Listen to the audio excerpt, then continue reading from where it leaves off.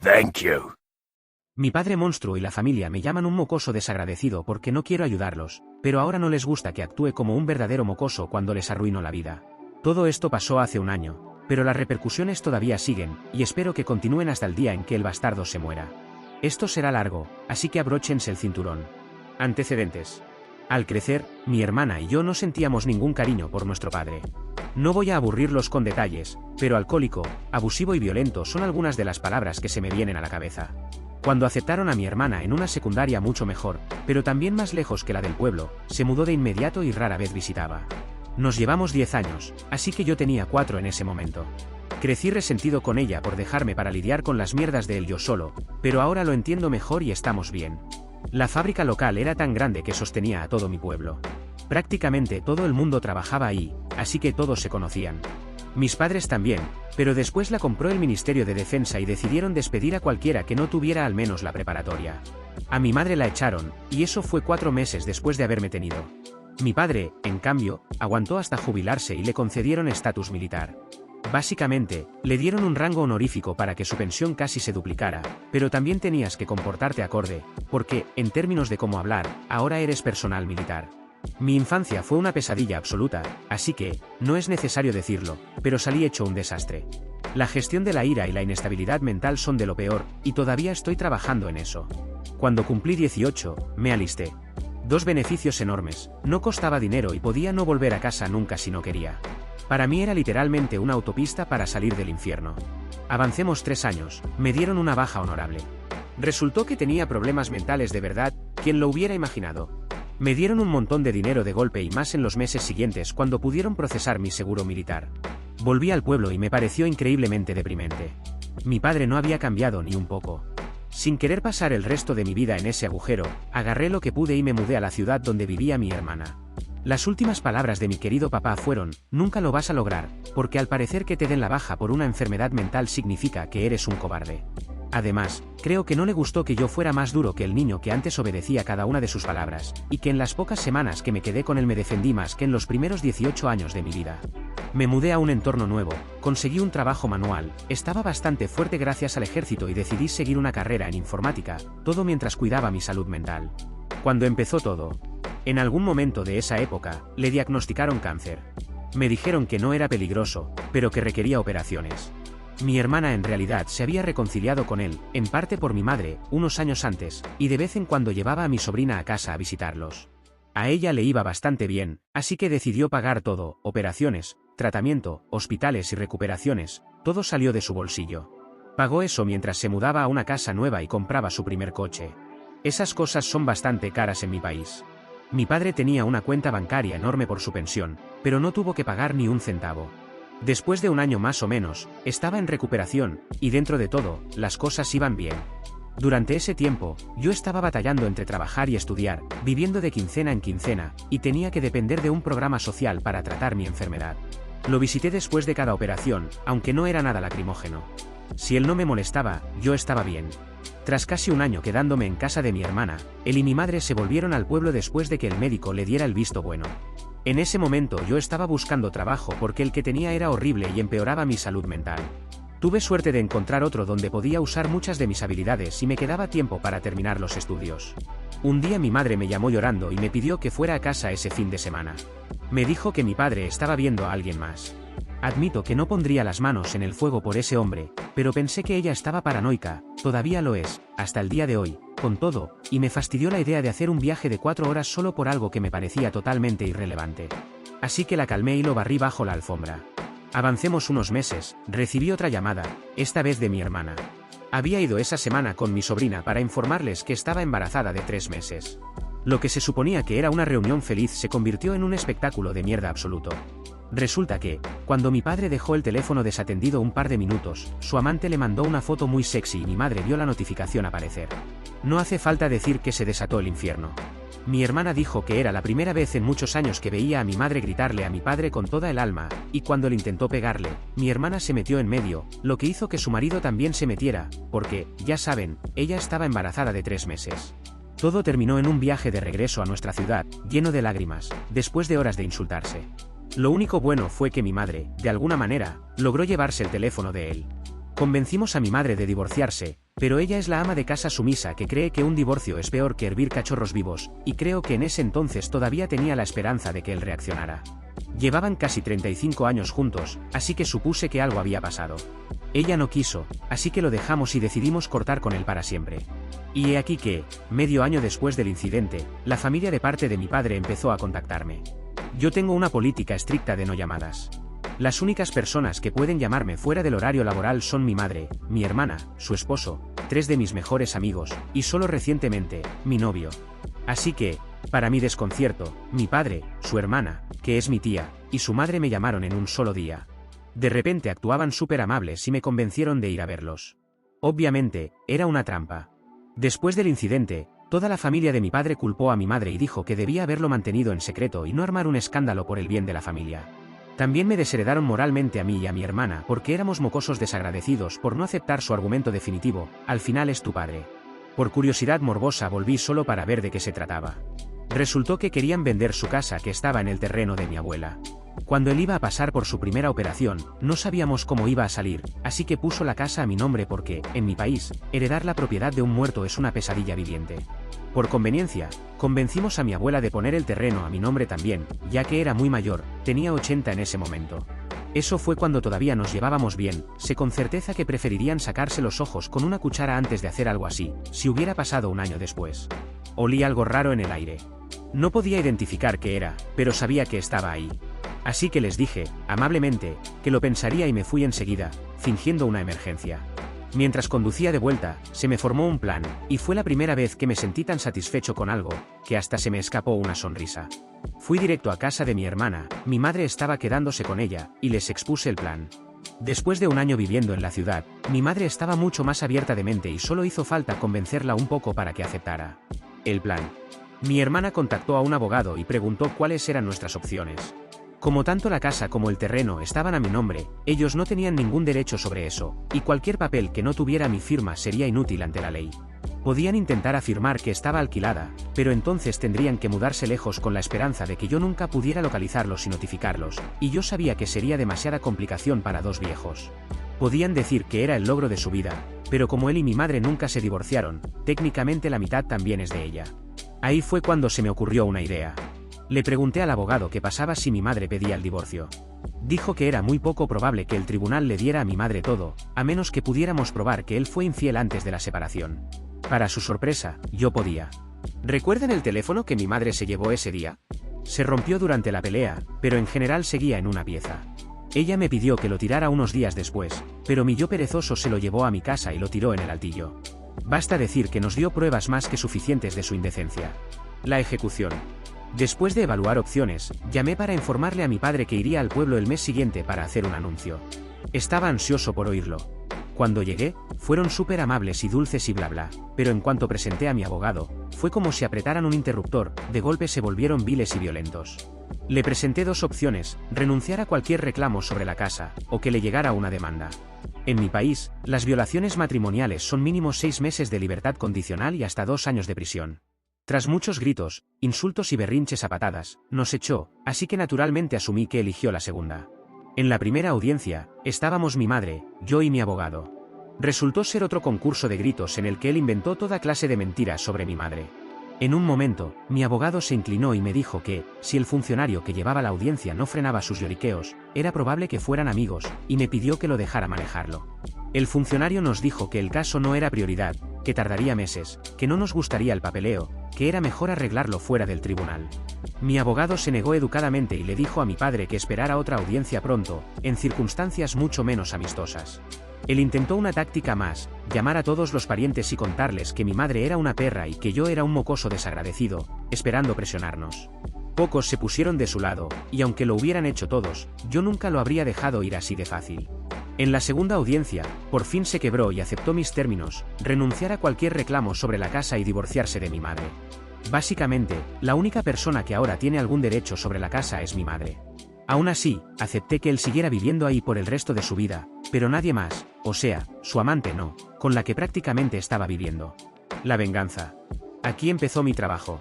Primero, mi hermana reunió todos los recibos de todos los gastos médicos que había pagado por su tratamiento. Faltaban algunos, pero pudimos armar una carpeta enorme. También casi me cago encima al ver lo caro que puede ser tratar un cáncer. No soy fan. Cuando tuvimos una suma aproximada, se la cobramos. Esto es muy poco ético en mi país porque se espera que los hijos cuiden de sus padres, pero eso lo tiramos por la ventana hace mucho. También sabíamos que no era un caso penal, así que fuimos por la vía de reclamos menores y luego mandamos a los alguaciles a cobrar, que en realidad era una señora. Iba con una actitud de me importa una mierda, y cuando él no cumplió, mandó a los matones, a la policía, a empezar a embargar bienes.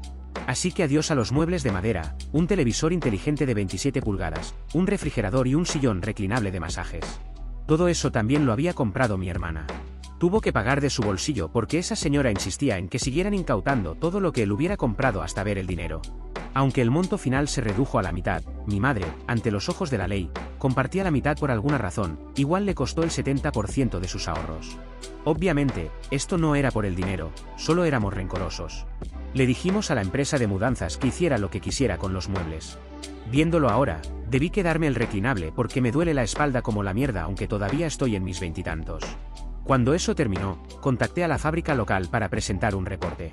¿Recuerdan la dulce pensión que le dieron con la condición de que se comportara acorde? Claramente, alguien se portó mal. Lo dejaron pasar, aunque era un pueblo chico y todos sabían todo, porque nadie había presentado un reporte. Pero ya no era el caso. Les entregué una carpeta muy detallada con fotos de su teléfono. Decir que eran sexuales sería quedarse corto. De inmediato programaron una audiencia y le quitaron el rango, bajándole la pensión a poco más de la mitad de lo que era. Lo sé porque los viejos chismean como si su vida dependiera de ello, y mi madre no es la excepción.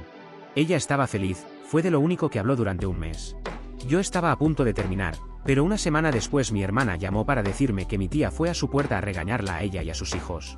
Mi hermana estaba trabajando desde casa, mi madre también vivía ahí, pero había salido por alguna razón. Mi hermana solo llamó a seguridad para que la echaran y me advirtió que la próxima podía ir por mí. Yo ya veía sangre, no por una Karen de medio pelo que como mucho me causaría molestias, sino porque estaba gritándole a mi sobrina y a mi sobrino. Como soy un hombre gay, sé perfectamente que el linaje se termina conmigo, así que pongo todo mi amor en esos peques, al punto de que, si yo hubiera estado ahí, le habría arrancado la cabeza a mordidas. Así que investigué un poco y descubrí que mi tía estaba hasta el cuello de deudas. Esperaba chuparle dinero a mi padre, si no era del dinero de vender la casa, entonces de su gran cuenta bancaria. Como ninguna de esas dos cosas ya estaba disponible, estaba furiosa y pensó que podía descargarse con mi hermana. ¿Quieres saber lo que puede hacer un hombre con determinación y odio rabioso? Nunca tuve presencia en redes, principalmente porque hasta mi cumpleaños 18 era demasiado pobre para tener teléfono, y luego el ejército me enseñó que no hacía falta. Pero para esta ocasión especial hice una excepción. Me creé una cuenta de Facebook y la agregué. Ni siquiera tuve que fingir ser alguien, porque al parecer los viejos aceptan solicitudes de cualquiera. Ella tenía esa vibra de presumir dinero, vacaciones y cosas, como si fuera rica. Por mi madre y su confiable círculo de chismes, yo sabía que ella siempre le decía a quien le debía dinero que estaba pasándola mal. Así que supuse que debía tenerlos bloqueados.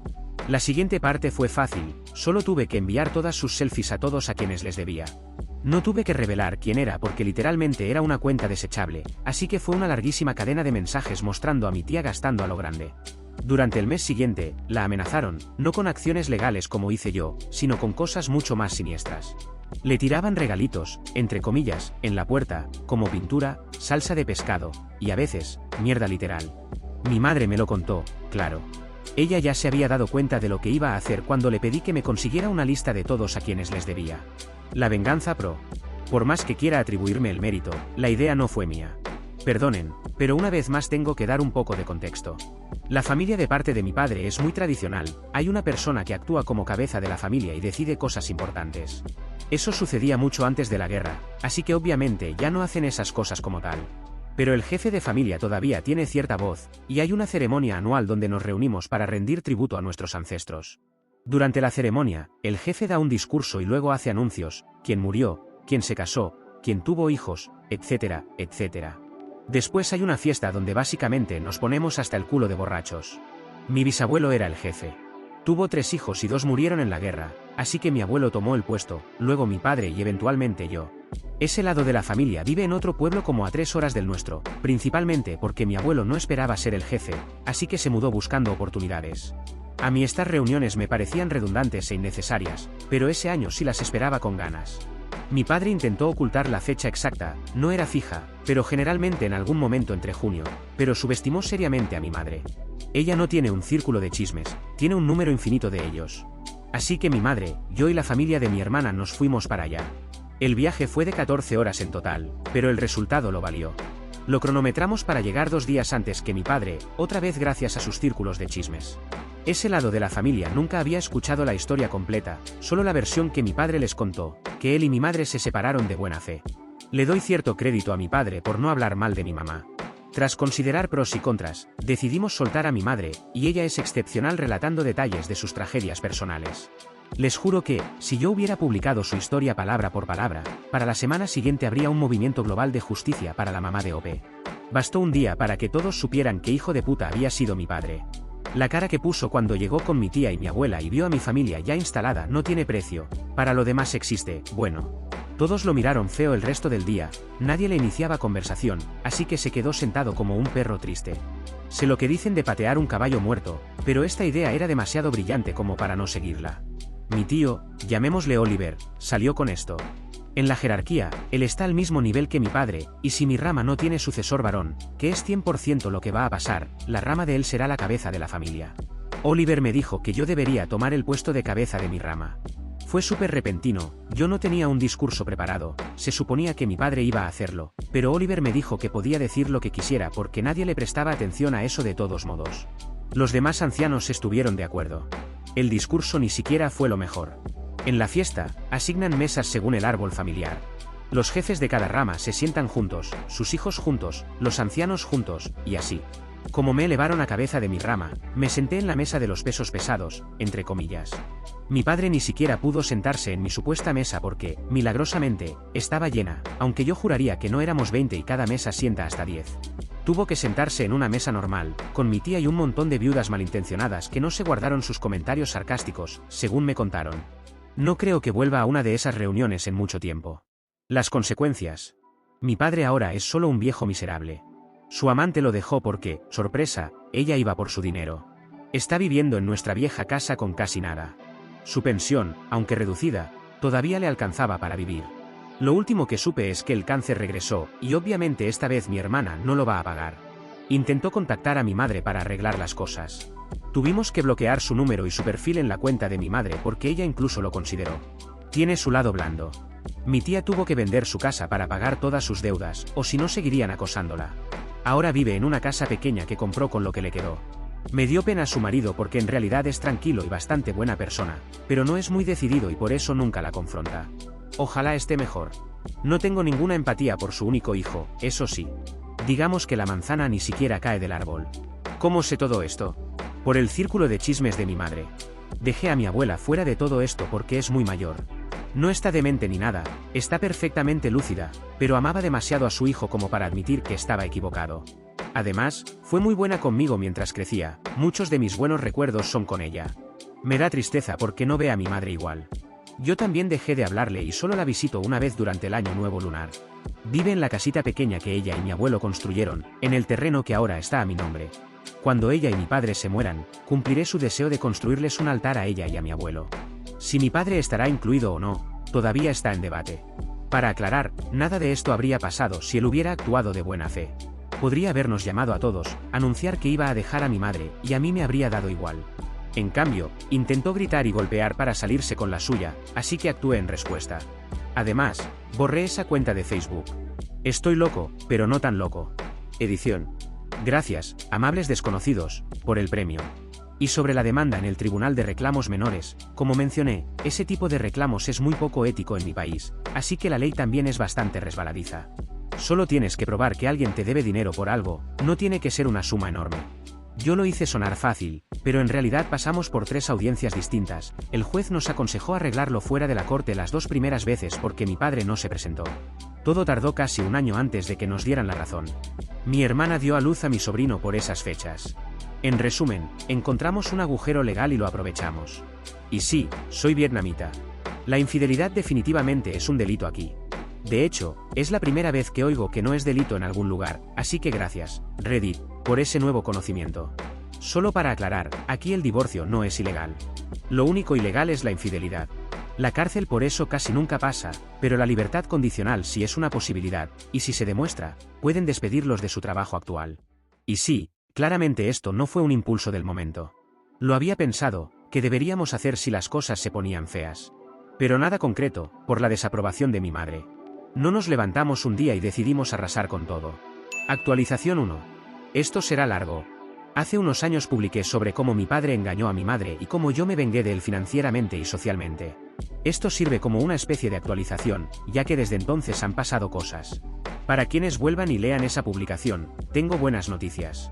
Aproximadamente 5 meses después de que publiqué mi historia, mi primo me escribió.